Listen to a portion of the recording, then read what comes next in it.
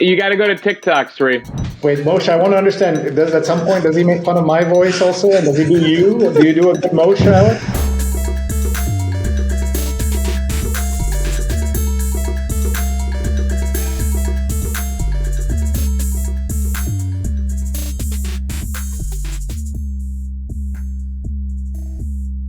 Welcome to the 8th episode of the Media Jungle video podcast. I'm your host, Alex Ragir, coming to you every week to break down the business behind the creator revolution and the intersection of media and technology. We have tech guru Sree Sreenivasan, former chief digital officer of New York City himself, Columbia University, the Met.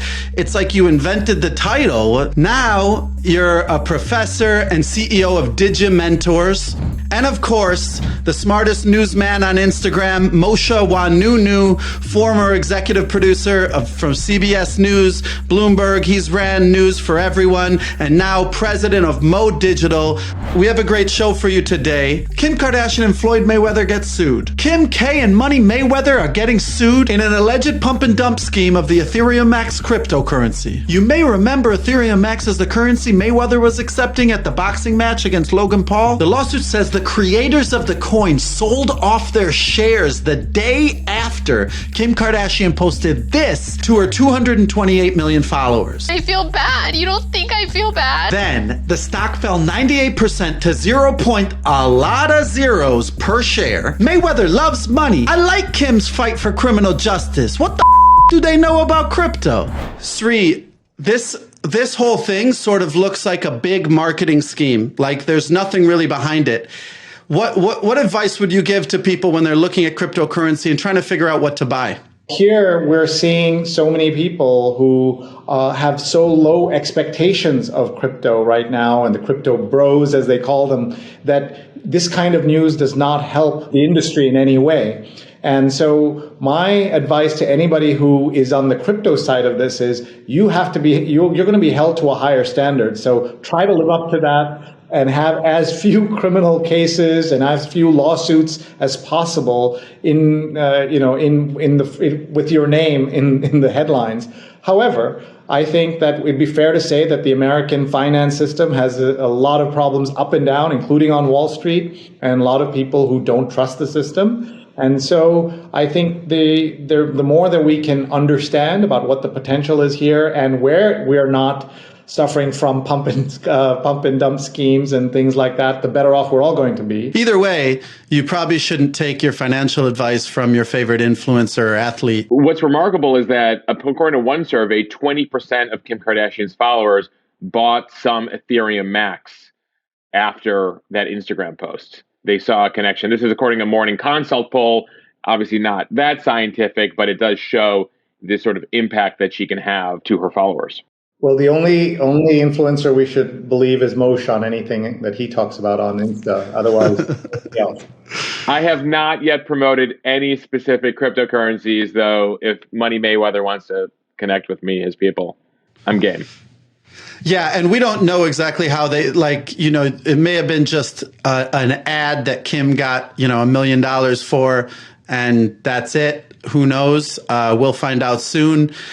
Next topic. TikTok stars make more money than CEOs. Charli D'Amelio, the 17-year-old who started working less than 3 years ago, made $17.5 million last year. That's more earnings than the average CEO of S&P 500 companies. Sorry, Darren, Kevin, Ed, and Chris. You spent all your time climbing the corporate ladder. Maybe you should have learned how to dance. What you doing?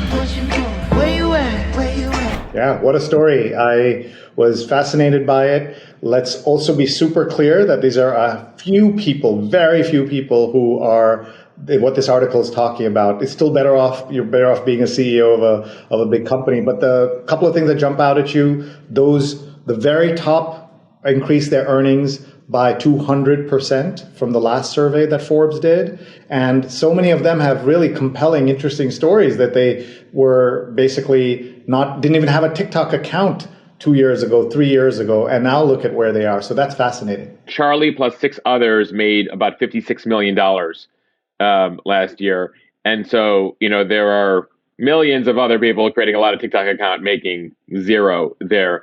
But it does show that handful of these influencers and creators can really build a real business for themselves. By the way, one note is they are making more in salary than the CEOs, but the CEOs do have a lot of stock options. So in terms of net, how much they're worth, I would still take the CEOs and their multi-billion-dollar corporations over these creators. At the same time, these creators are getting endorsements. They're getting TV deals. There's another TikTok creator named Addison Rae who starred in a Netflix movie this year. There, and I think as brands quickly realize that consumers now jump to whatever the influencers are recommending. We just discussed the Kim Kardashian topic. There's an opportunity for major brands to connect with these influencers that have really broken out, and these influencers hopefully are able to then leverage their value. And so I think it's a positive thing that this creator economy, at least for now, has created a handful of stars and shown that you can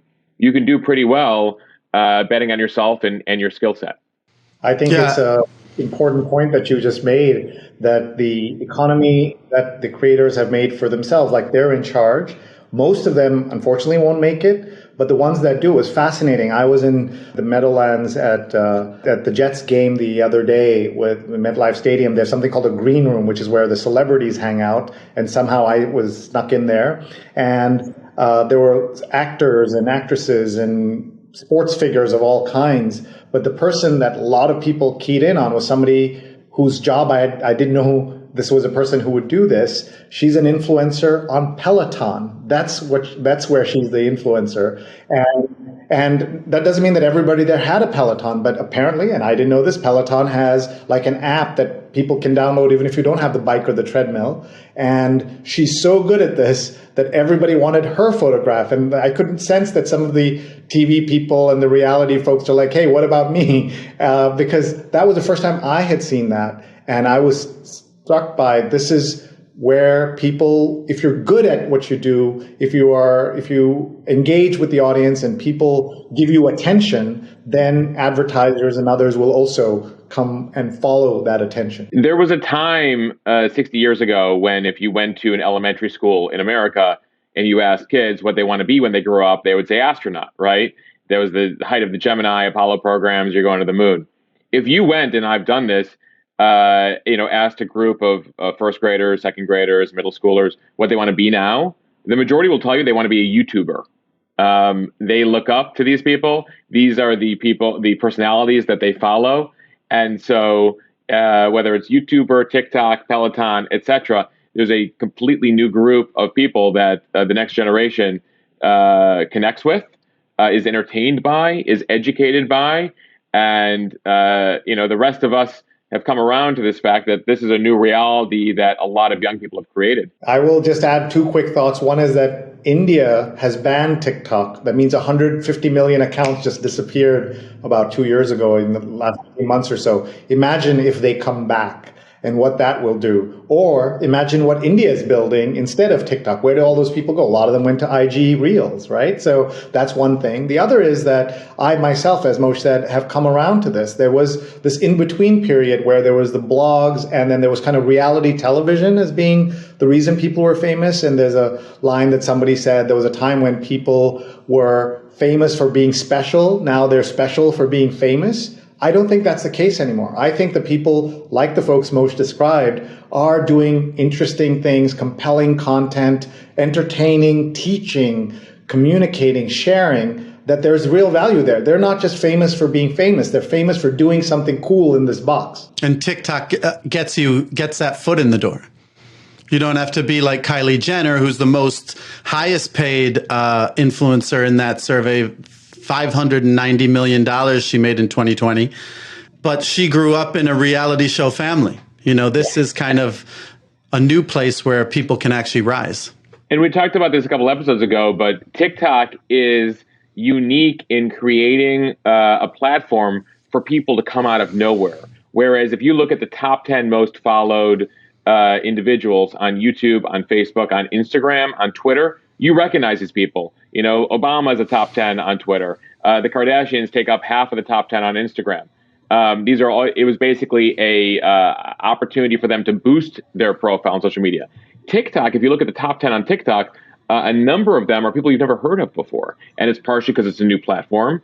It's partially because it's a new platform that younger folks were able to figure out. But it has democratized so far the opportunity to become famous based on, whatever you bring to that platform. Moving on, Joe Rogan disrupts legacy media. Joe Rogan gets 11 million viewers per episode, more than the 4 biggest primetime shows combined. With fame, he's getting a lot more scrutiny over his vaccine comments, but compared to who's up after him, Tucker Carlson, The Five, Ingram Angle, I'd much prefer the guy from Fear Factor. Last week, 270 health experts wrote a letter to Spotify asking the platform to create guidelines for misinformation, like the other social media platforms have done. This was after Joe had virologist Robert Malone on the program, a vaccine skeptic who was banned from Twitter. So the question is, should Apple and Spotify be listening to our podcast and setting up guidelines to prevent the spread of false information like the other social media platforms do? Sree, you wrote a column in your newsletter a while back.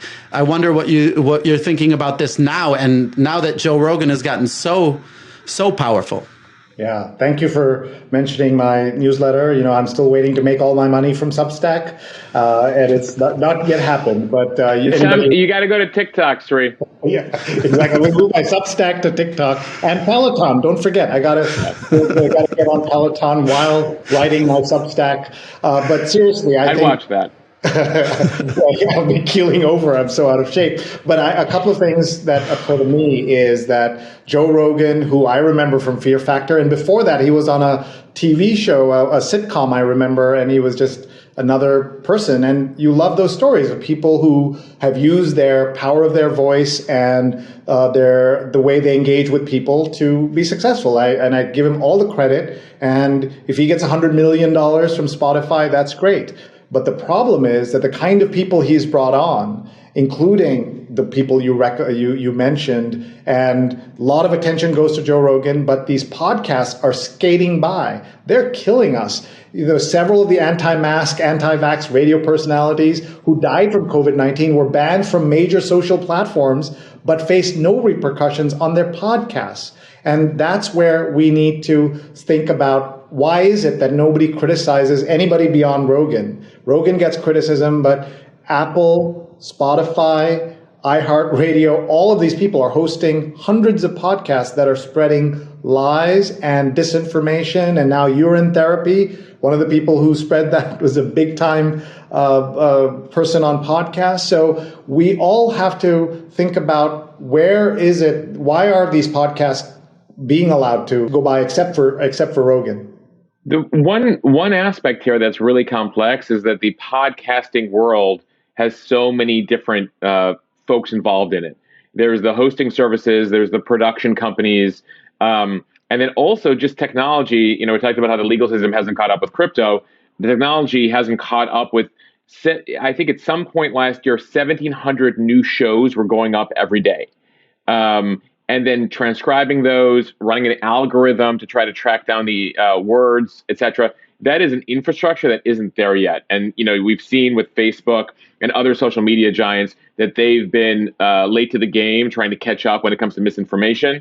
Well, the podcasting world is yet another place. And by the way, some of these companies, Apple, Google, are involved in both those worlds. And what's notable is that Google has put together gradually a system on YouTube to take things down. The same system does not yet exist in the audio space, in the Google audio space. So there's a responsibility on the part of the companies to police this. There's a larger question in the U.S., in the country of the First Amendment.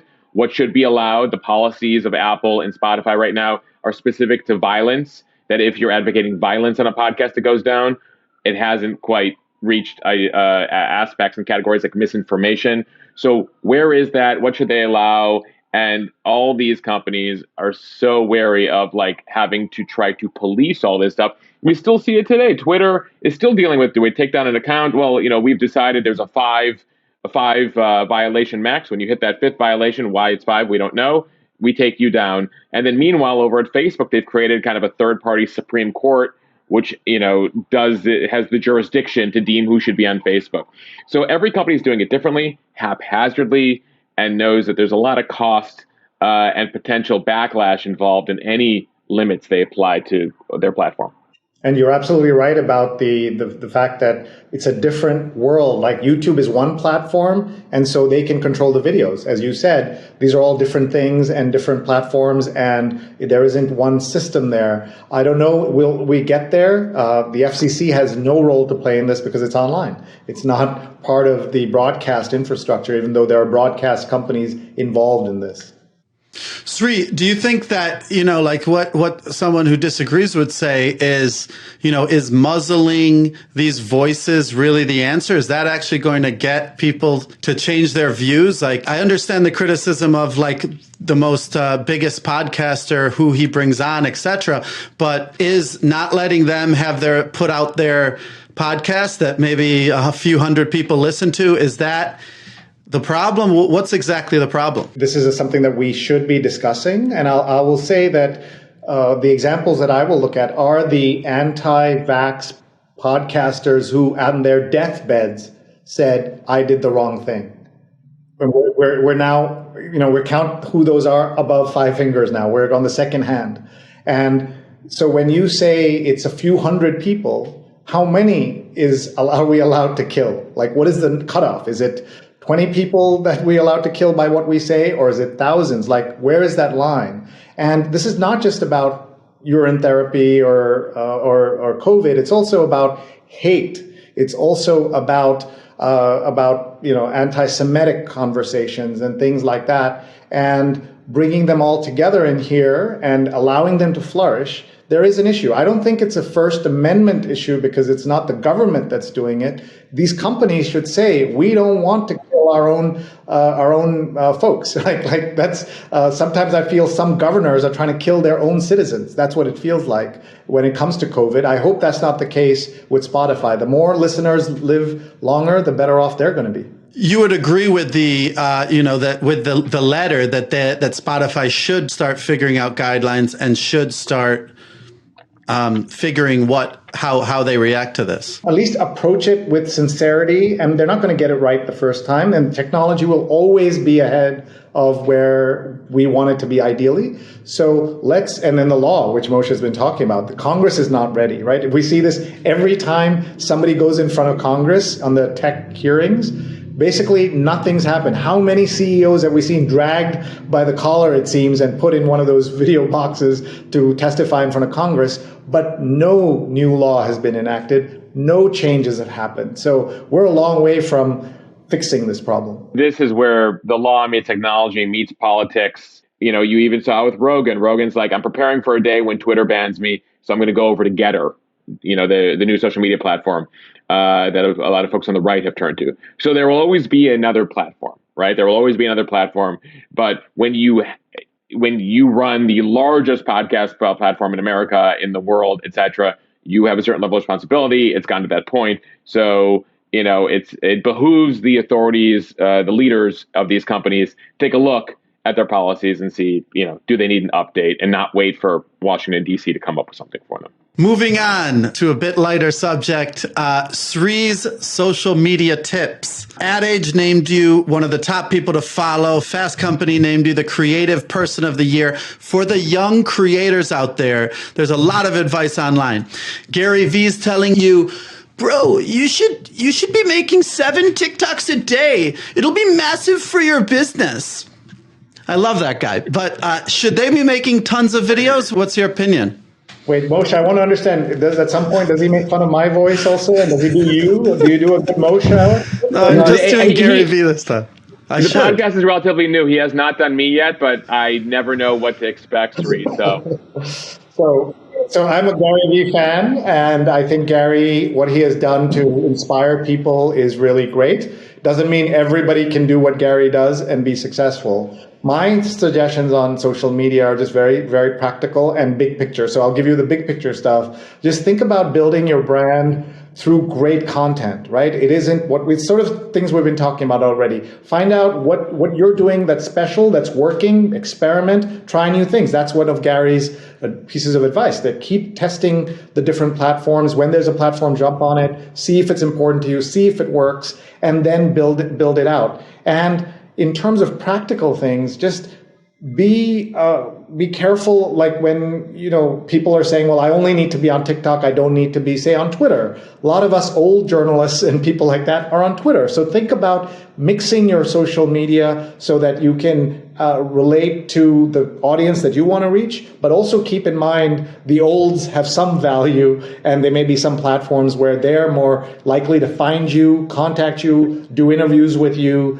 things like that. I also think that paying attention to the quality of the photographs you post, the accuracy, not sharing someone else's content without giving credit. These are all things that Mosheh and Alex and I, growing up in the business, know to do instinctively. But I think a lot of the younger creators have never been told that, right? Like, they live in a remix world, right? In IG, they say, remix this. And that's like one of the commands of IG. So how do you then do the kinds of things we're talking about and make sure you really have access? The other thing I would say is please think of social media as a place where you're listening in addition to speaking and broadcasting, because that's also really important. That's a great way to get new ideas, get new sources for things that you want to do, new inspiration, and a way to reach out and help people. Like, generosity works so well in social media that sometimes we lose sight of that. I talk about the value of being confident on social media, being generous on social media, being transparent on social media. The tools now tell you to announce if you have a partnership. If you're getting even $1 from somebody, you need to reveal that so that people can know how to make a judgment call on whether your content is good or good enough, or however they look at it. So those are some of the things that I think about all the time. Just to follow up on that, when you say you mentioned to give credit, right?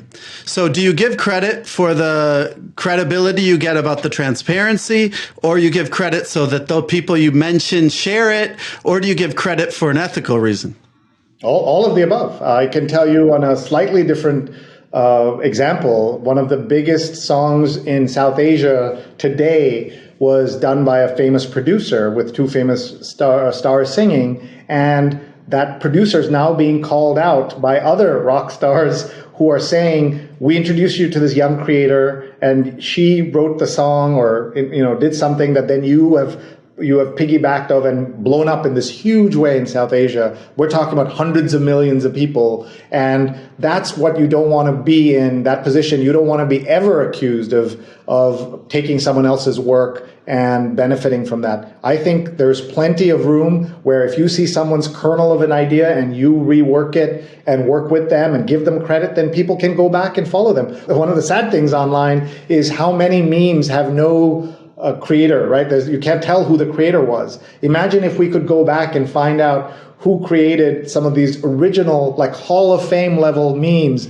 like the distracted girlfriend meme, which I love. Like all of those, wouldn't it be great? Those people could have a chance at success. We've also seen, as you know very well, that minorities often are the ones who create and start trends and get things going, and then white creators come in and kind of piggyback off that. I saw Jimmy Fallon a few months ago brought in some original black dancers who had created TikTok moves that then were done by other folks, and those people blow up, and nobody who made the originals got that attention. So wouldn't it be great if we could go back and the people who are the genuine creative people get more credit, more money, more resources, and not just the ones who know how to exploit how to be successful. And Mosh, your story is so amazing. When I met up with you after you left CBS, I think it was about 2 years ago, less than 1,000 followers on Instagram. Now you have almost 200,000 followers in 2 years. And it's not like you were an Instagram, you know all the tricks and trades of how to do things on Instagram. You just started putting out stories, summarizing the most important news stories, and just put them out for like hundreds of people. And did you ever think this was going to grow as big as it has? No, this was a way. So my Instagram account, which is just my first name at Mosheh, I found it as a way to deal with my like quarantine anxiety in March of 2020, right? Like I'm watching Cuomo briefings, Trump briefings, learning about who Anthony Fauci is. My family is like, what am I supposed to do? Do I need to leave? Do I need to dig a tunnel and, build a bunker? Like, no. And I was just trying to curate, reliable information. I thought it was a temporary thing. I didn't see it as any sort of avenue to anything. And then it continued to grow. COVID never quite went away. I started to cover other issues and found that I could have some real impact in a way that even being at CBS, where I broadcast to millions of people on, even in those early days of a couple thousand people following me on Instagram, that I could put a story out and hear from a nurse in one hospital, hear from a PPE distributor in China who both happen to follow me on Instagram, and be able to connect them in that way. So both be able to report reliable information and then actually help people translate that into, real life things. And so I've seen that. I saw that in Afghanistan last summer too, where I was putting out maps of the airport and where people are getting through. And I'm hearing from Marines who are trying to get their Marines in California, trying to get their interpreters in Kabul to the right exit. And you could see the real impact you can have. And so that's been really fulfilling. And, we'll see where that goes. How does that improve what you cover by having such a direct connection with your audience? Well, ultimately, I think this as a journalist, is that ultimately you try to cover what's most interesting or what your boss has assigned you to, come up with a new take on something. In the case of reporting news, curating news, reporting original things on social media, what you then hear is directly from the consumer, like, hey, I'm a teacher in Iowa. I've experienced that. Or I'm a teacher in Iowa, and what the New York Times reporting is not accurate. This is what I'm experiencing. Or, hey, why haven't you covered X issue? You start to hear from a bunch of folks, and you're like, that's a good question, because traditional media in the country hasn't covered X issue, but let me look into this for you. So having that direct link and relationship with the consumer, both as a fact check and a check as to what's interesting and what's relevant to them, is something that is great on this platform, and we haven't been able to quite figure out on the more traditional media platforms. It's one of those things where if, COVID has been has had such an impact in so many ways, in so many terrible ways, but it also has allowed a lot of folks to take a pause and realize what they're passionate about and experiment. And so this has been, in the last couple of years, have enabled me to experiment there and see what's possible. Thank you so much, Sree, Mosh. You can follow Sree at Sree on Twitter, or follow his newsletter, Mosheh, Mosheh on Instagram. Thanks so much. See you next week. Thanks for tuning in. If you like our videos and want to support the channel, please like and subscribe. You can also subscribe to our Substack newsletter for exclusive updates, and find the audio version wherever you podcast. Thanks for watching.